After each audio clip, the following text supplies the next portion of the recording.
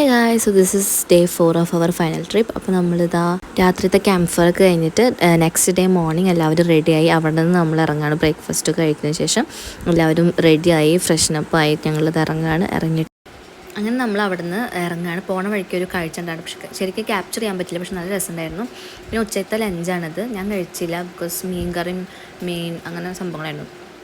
അപ്പോൾ നമ്മളവിടെ വണ്ടി ഇറങ്ങിയിട്ട് നമ്മളതിനെ ഇങ്ങനെ ട്രക്കിംഗ് പോലെയാണ് ഏകദേശം ഉണ്ടായിരുന്നത്. ഇങ്ങനെ ജീപ്പിൽ കൊണ്ടുപോവുകയാണ് ചെയ്യുക. എന്നിട്ട് അവിടെ എത്തിയിട്ട് ഞങ്ങൾക്ക് ലൈഫ് ജാക്കറ്റൊക്കെ അപ്പോൾ ലൈഫ് ജാക്കറ്റൊക്കെ വന്നപ്പോൾ ഞങ്ങൾ വിചാരിച്ചു എന്തിനിപ്പോൾ ലൈഫ് ജാക്കറ്റ്, കാരണം പോണ വഴിക്ക് ഞങ്ങൾക്ക് അങ്ങനെ വലിയതായിട്ടൊന്നും കണ്ടില്ല.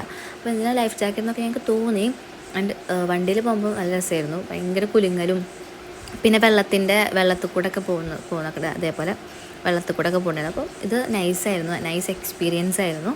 പിന്നെ ഇവിടെയാണ് നമ്മൾ എത്തിയിട്ടുണ്ടായിരുന്നത്. അപ്പോൾ ഇത് കണ്ടപ്പോൾ നമുക്ക് ലൈഫ് ജാക്കറ്റിൻ്റെ ഒരു ഇത് മനസ്സിലായില്ല. അതിപ്പോൾ നിങ്ങൾക്ക് ഈ വ്ളോഗ് കാണുമ്പോൾ മനസ്സിലാവില്ല എന്തിനാണ് ലൈഫ് ജാക്കറ്റ്, കാരണം വെള്ളമായിരുന്നു. അപ്പോൾ എനിക്ക് ഫോണിൽ അങ്ങനെ ക്യാപ്ചർ ചെയ്യാനായിട്ട് പറ്റിയില്ല. ശരിക്കും പറയുകയാണെങ്കിൽ ഈ ഒരു വീഡിയോ എഡിറ്റ് ചെയ്യുമ്പോൾ അല്ലെങ്കിൽ വോയിസ് ഓവർ എടുക്കുമ്പോൾ ഞങ്ങളുടെ കോളേജ് കഴിഞ്ഞിട്ടുണ്ടായിരുന്നു.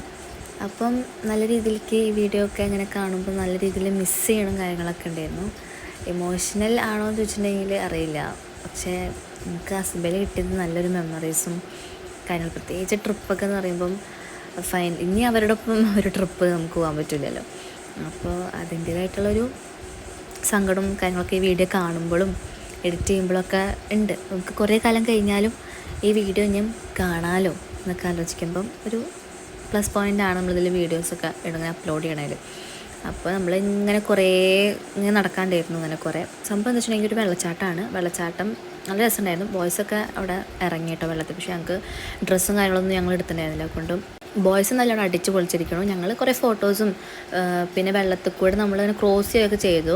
അത്യാവശ്യം മുട്ട് വരെയുള്ള വെള്ളം ഒക്കെ ഉണ്ടായിരുന്നു കേട്ടോ. അങ്ങനെ ഞങ്ങൾ പിന്നെ ആ വെള്ളച്ചാട്ടത്തിന് നടുവ് കൂടെയാണ് ട്രെയിൻ പോകുന്ന പാലം ഉള്ളത്. അപ്പോൾ ഇതാണ് സംഭവം.